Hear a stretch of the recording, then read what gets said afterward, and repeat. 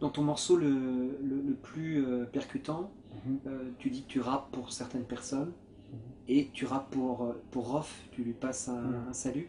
Il y a un lien fort avec lui. On te voit mhm, dans un de ses clips aussi, mhm. juste Regretter. prier, regretter. Mhm. Euh, Quelle est la nature de ce lien? C'est ton frère, c'est quelque chose, c'est une âme sœur, c'est... On s'est, c'est entre 15 et 20 ans d'amitié. Donc on a grandi ensemble.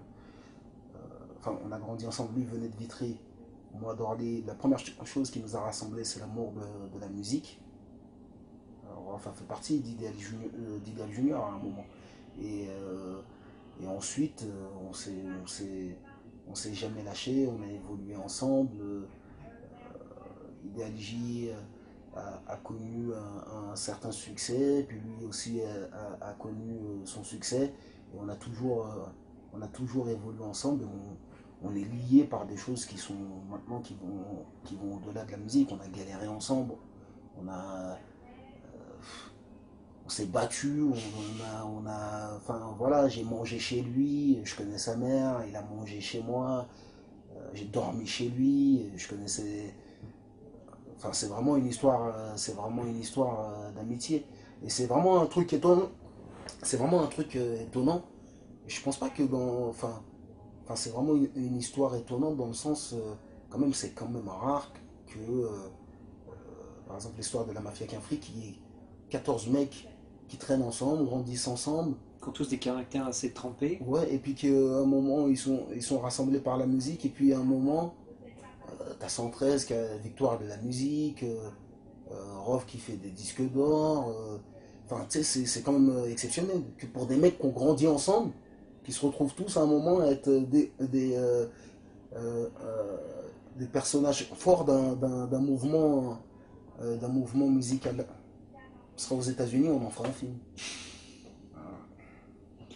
Rof est super exigeant avec lui. Ouais, Euh, Ça en devient même obsessionnel, hein. ouais. Il a des modèles comme ça Tu le dans connais son fond. bien. On s'est rencontrés deux fois. Je connais pas D'accord. bien en fait. Ouais, mais Je t'as connais bien comme. compris en tout cas. Ouais. Ouais. Et est-ce que tu as cette exigence aussi pour ton flow, comme il l'a, lui il est obsédé par la perfection du flow. Est-ce que c'est aussi quelque chose qui t'anime ou c'est t'as d'autres Sur, buts sur mes deux artistiques? précédents albums, moi j'étais.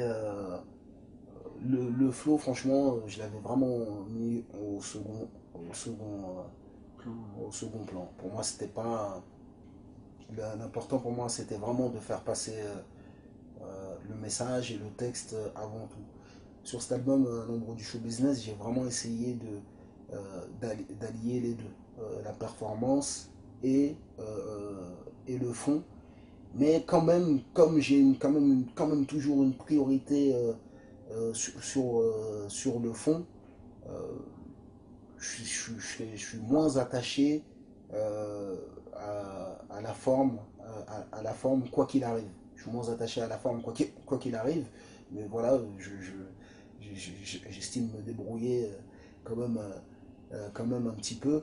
Mais Rof est vraiment hyper exigeant. C'est d'ailleurs pour ça qu'il n'est pas sur l'album, c'est qu'il a posé un truc sur un morceau et que avec le recul, il n'a pas aimé ce qu'il a fait, alors que tout le monde trouvait que c'était bien.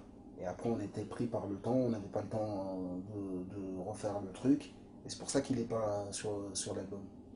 Tu as un calepin avec l'écriture constante comme ça, Non, comme non, lui le non. fait, lui il écrit, il écrit, il Non, écrit. j'écris en.